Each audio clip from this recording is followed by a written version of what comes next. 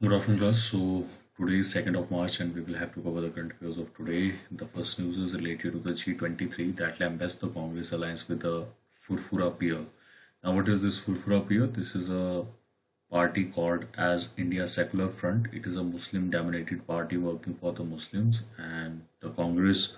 I think you already know there are two factions in the Congress now. The one factions who belong to the G23 party are basically criticizing the suspended animation in which the current party is currently working. There are no regular meetings, there are no regular objective, there are no regular listening. And why this is important? Because we have already talked and understood in the classes that whenever there is a government which is provided the power in excess to what it should be, then it becomes a rule of despotism. So we will have to prevent the rule of despotism. So for that, we need a strong opposition party that can raise the issues of the common people, issues of the farmers, or issues of some other people who are uh, needed to be raised in the parliament of the country. Now, these are some of the things that we should know, but there is a faction in the Congress which believes that we should stay with the ideology of Mahatma Gandhi, with the ideology of Jawaharlal Nehru, and do not hope to make alliances with any other party who does not coincides with the secular version of Congress. So I hope this is clear. The next news is related to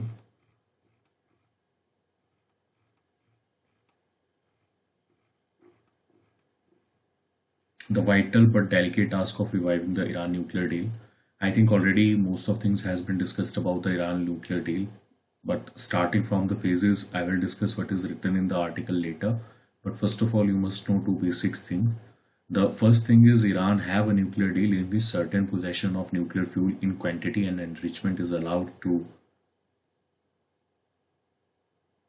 taken by the country of Iran or by the state of Iran so that they can meet the need of the power at home. Now, in that particular regard, in 2016, there was a treaty that was in 2015, there was a treaty that was brokered between United States of America, then, or simply we can say the permanent five members of the United Nations Security Council, plus the additional member that is Germany. So these were the six members who were included in the Joint Comprehensive Plan of Action. They have brokered a treaty with Iran for supplying nuclear fuel for Iran so that it can meet its power need.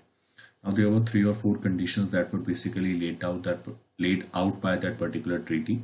Iran will not hold any amount beyond 300 kg or enrichment beyond 3.25%. The second is IAEA should be allowed to basically visit any of the nuclear facilities that will be covered or to where the nuclear fuel will be sent up by the international agencies so that they can confirm that whether Iran is compliant to the norms of the treaty or not. So these were the two basic things that were there.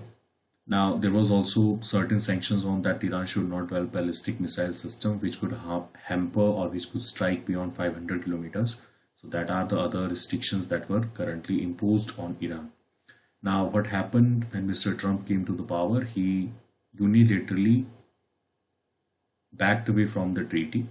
Joe Biden was the person who now has been given the complicated task of renegotiating the treaty. We have already talked about it.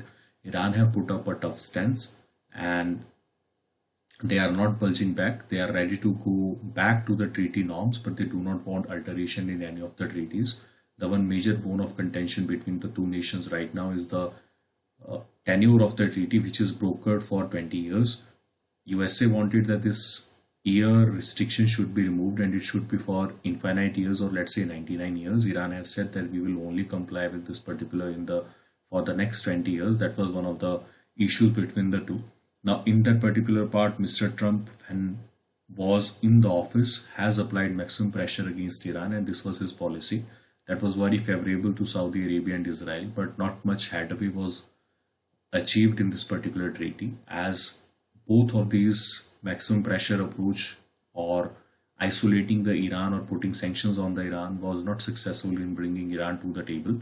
And as Iran have been brought into the table, the IAEA, that is the International Atomic Energy Agency, is at the forefront in negotiating the deals. And they have asked for a temporary truce with the Iranian organization so that they could be confirming that how much enrichment and how much is the amount of nuclear fuel that they have achieved. Now there are two issues too.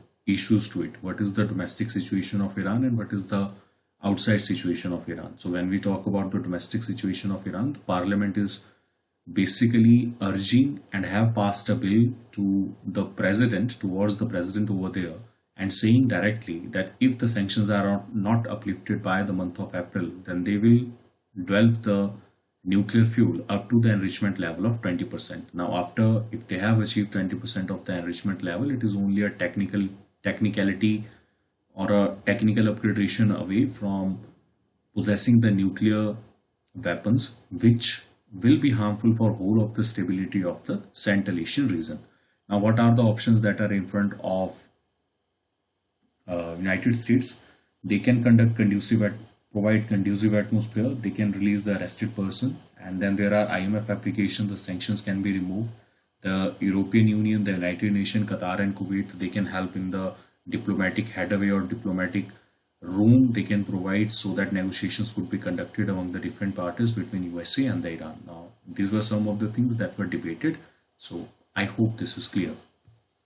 The next one is the cold comfort. Now, cold comfort is related to the Paris-based 39-member FATF decision, in which they have again said that the Pakistan be put up in the grey list because it has failed to basically act upon the 27 items that were given to it in the June of 2016.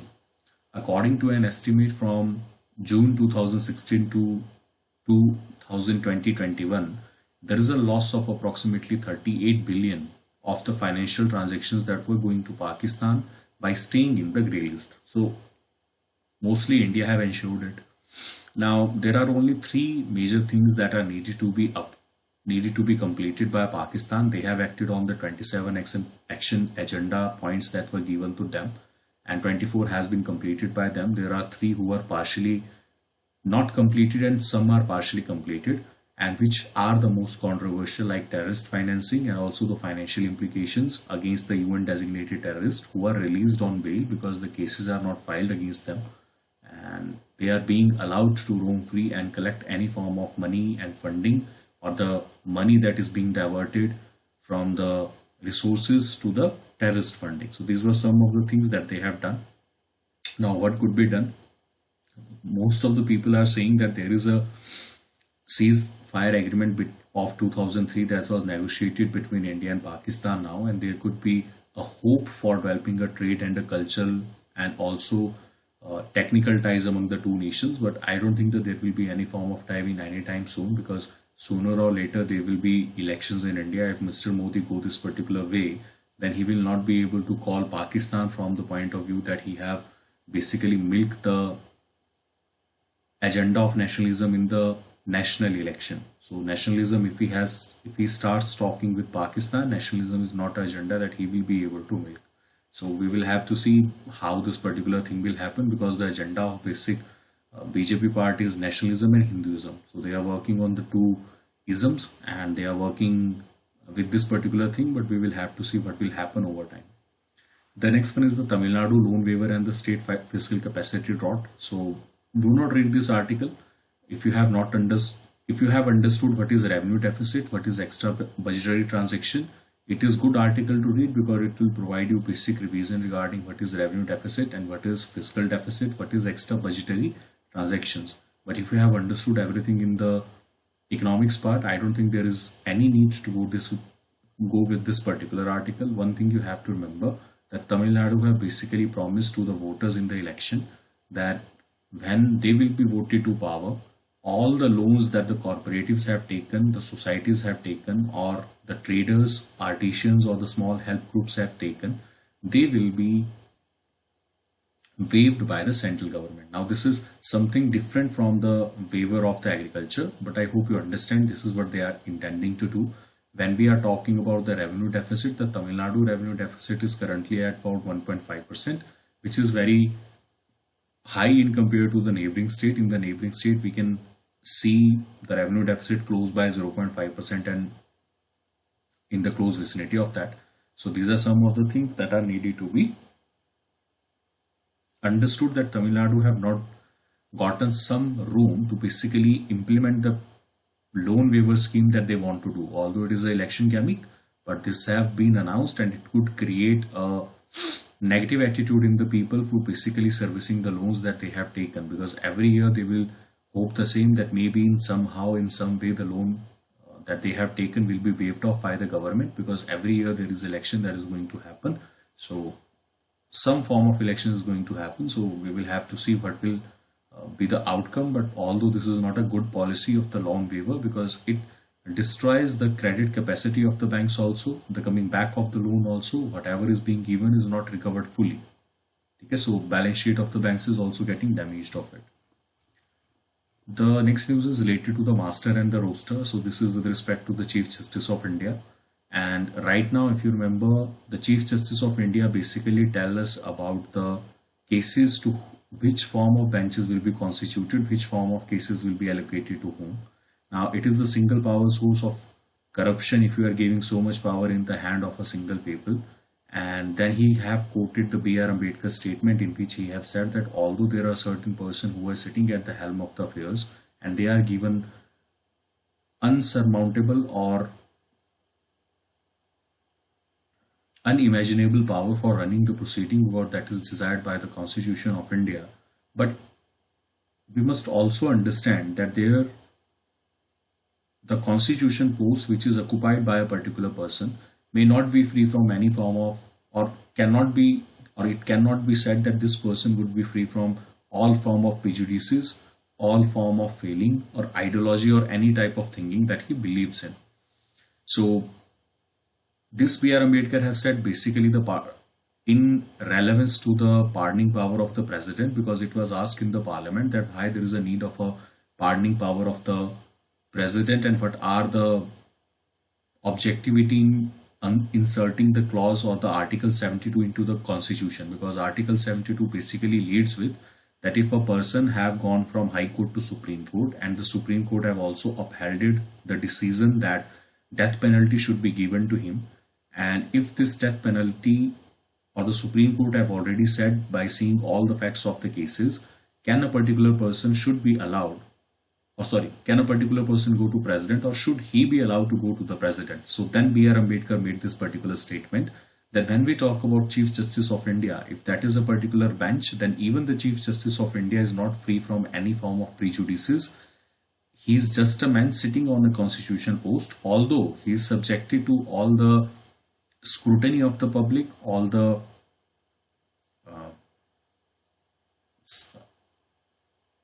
morality of the post that he is occupying, but still there are errors that are bound to happen here or there. So to correct them, the pardoning power has been given in the hand of the President of India under Article 72. Now he have misquoted this particular part, but although B.R. Ambedkar said it, but not with concerning to the CGI, which is the power of the roster, or the with respect to the CGI being appointing the cases, which case will go to which party and which case will be heard by single bench, double bench or a bench of three. So in this particular part, there have been allegations on the judiciary that now the judiciary is not acting to the task or not basically doing or upholding its integrity up to the task that it is subjected to, and there are various things that have creeped into it. For example, the case of Ranjan Gogoi, in which the sexual harassment case that was against him was heard by his own bench. He not even recused himself. Then he have gotten the ticket to Rajya Sabha. Some people are also alleging it that it is the you can say reward he have gotten in giving favorable judgments with respect to the government cases. For example, the Ram Mandir, that is one of the cases. So these are some of the things that are there. And another one is also the Aadhaar case that was also opposed vehemently by the activist as a type of a surveillance state the government is making. But in the case of Aadhaar, we can all agree to disagree that the Supreme Court have given a very balanced judgment. But in the case of Ram Mandir, which was criticized the most, in which the factual data and all other things were present, leaving aside all the your biases against the religion and whether you belong to Hindu religion or not, if we go on the destruction that none of the persons were convicted in the Babri Mandir case, and none person was basically accused of inciting the violence, although the Babri Masjid was destroyed on, I think, 16th December 1992, if I remember correctly. So these are some of the things that have happened, and due to which the CGI, whether the power should be in the hand of the CGI, remains a question. Whether the reforms in the judiciary needed to be promoted. The government once tried to do it, but it have failed miserably because that particular provision of NGAC, National Judicial Appointment Committee, has failed because in that particular law, minister was itself a member. So Supreme Court simply questioned the government that you are the biggest litigant in the Supreme Court of India. How can you file the case or how can you be the member in the appointment committee in the NJAC? So that was currently struck down by the Supreme Court of India. So these are some of the things that you should know. Further moving on, the next news is related to ancient church set to be raised at New Wildlife. Now this church was in Alpuza. This is located in Kerala. Now there was a going to be demolition of this St. George Orthodox Church, and it was built in Kerala because of the construction of the National Highway 66, but recently it has been restored, and historians believe that this was a church that was built first of all in 950 AD and 1050 AD, and it has been again reconstructed in 1936.